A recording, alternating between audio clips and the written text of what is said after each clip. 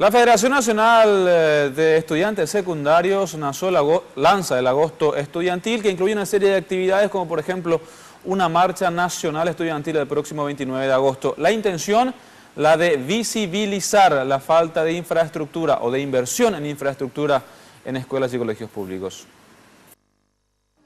Este grupo de estudiantes reclama al Ministerio de Educación 4 puntos que consideran claves. El cumplimiento de la ley que declara emergencia educativa en infraestructura, que según datos oficiales de las 7.209 instituciones, 3.909 están en pésimas condiciones. También solicitan que se implemente un complemento nutricional, es decir, que cada turno cuente de acuerdo con su horario, con desayuno, almuerzo y merienda.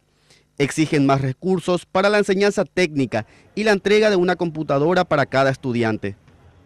El agosto estudiantil consiste en un conjunto de actividades y reivindicaciones que se van a estar realizando durante todo el mes de agosto por parte de la Federación Nacional de Estudiantes Secundarios, invitando a todos los estudiantes a participar. Creemos que el Poder Ejecutivo debe estar invirtiendo ya en esos colegios que están en estado de derrumbe, porque los estudiantes no pueden esperar a que caiga ese colegio.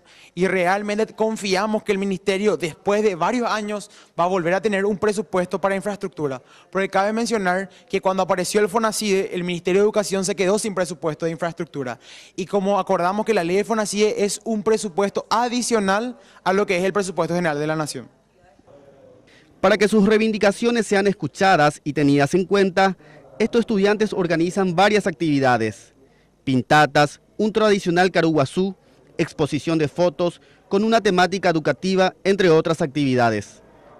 La organización no solamente se centra en la marcha.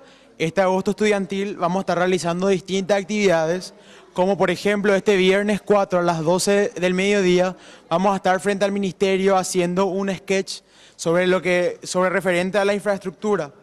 Desde el lunes 7 vamos a iniciar las pintatas en los colegios, que serían murales referentes a la educación, darle un toque juvenil a los colegios. En el martes 8 vamos a hacer la entrega de las cartas de compromiso al ministro de Educación, a la ministra de Hacienda, a la presidenta de la Comisión de Educación de la Bicameral, al presidente de la República y al presidente del Senado y al presidente de Diputados. La Federación de Estudiantes Secundarios dejó en claro que cada punto es innegociable.